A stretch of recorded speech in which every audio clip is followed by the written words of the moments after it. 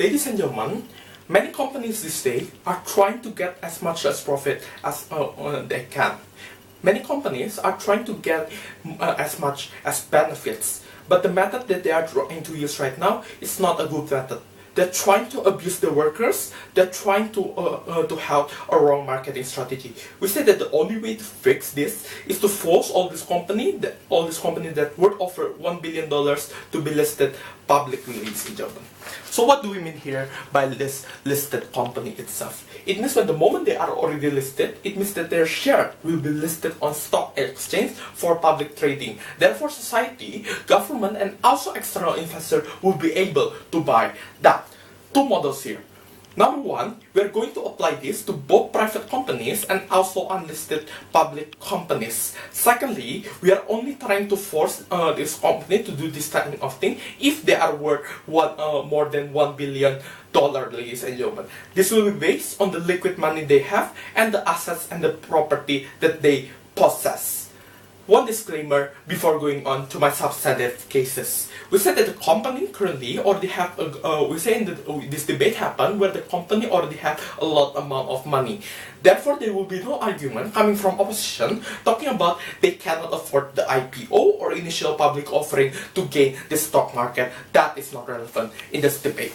Three arguments that I'm going to bring within my speech. Number one, on how that is the only way to stop the company from making reckless decisions that harm the society. Second, I'm going to talk about why it's justified to force this company to be listed. Thirdly, I'm going to talk about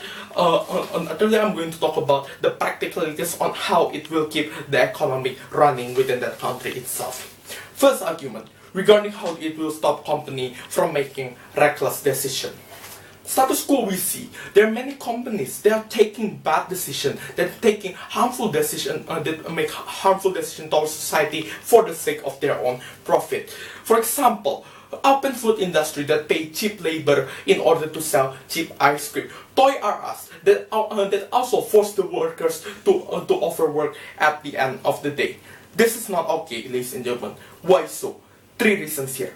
Number one, it will make the labor rights be ignored in the society eyes for the sake of company profit itself. Therefore, it will lead to the second reason on how it will normalize the value that is existing within the companies itself. That's to say that it's okay to burden such labor for the sake of your own profit. And thirdly, it will make the country be seen as not responsible towards their own worker.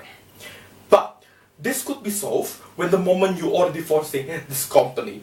Why so? Because when you can buy the percentage of their share, it means that you will have the power to make a decision making in the company itself. Even if they want to argue that this shareholder are also profit oriented, we say that's perfectly fine. Why so? Because when the moment you enter the stock market, it means that all your activity will be visible. Therefore, scrutinization coming from society will also be there. Therefore, when the moment scrutinization happens, government interference will also be there. Government will buy those kind of stock and will involve in the decision making itself. But why the current law that is already existing is not effective? Because law will be effective when the moment the harm is already visible. But the current harm is not visible because when the moment these workers are trying to report towards the government, they are being threatened by the company that they will lose their job at the end of the day, ladies and gentlemen. For example, that's why, for example, in comparatively, under our side, it's going to be even better to impose the law because it's already been detected. For example, in the case of Apple, where we know that Apple abuses their workers, or for example in the case of Starbucks where they buy a cheap coffee. Therefore, in the first argument, I've already proven to you that this is the only way to stop those kind of reckless decisions. But going to the second argument, why it's justified to force this company to be listed. Because you need to understand why this company are rich to begin with is because they already take a lot amount of land rights, they take a lot amount of resources. But what makes them worse is they hide their money, for example, in tax haven, therefore they could avoid a bigger amount of tax. The only way for them to pay back towards society and government is through forcibly make them listed. Why so? Three reasons. Because number one, when the moment you buy a certain stock, it means that you will also get the same amount of profit. That's exactly why Jokowi administration buy the stocks of Freeport to gain the profit itself. But the second reason is because when the moment you buy or sell a stock, you will also pay a taxes towards the government. It means that government will be able to allocate those taxes back towards society. But thirdly, when the moment you already listed, you want your stock price is become higher and higher because you want investor to be attracted at the end of the day. Therefore, at the end of the day, you are going to maintain your performance.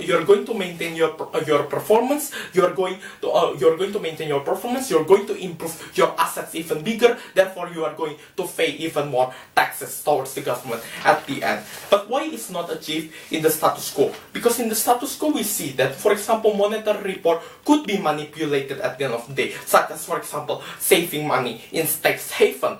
But secondly, when the moment you do not have a stock prices, therefore you do not have any obligation to keep your company face, ladies and gentlemen. Therefore, at the end, it will make this company justified.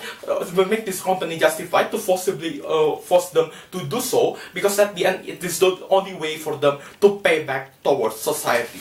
But the third argument on the practicalities on why it will keep the economy running.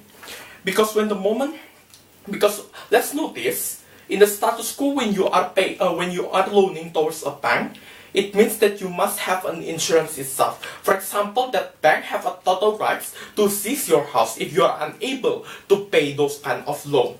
But when the moment you already been listed, it means that you can sell the percentage of your shareholder.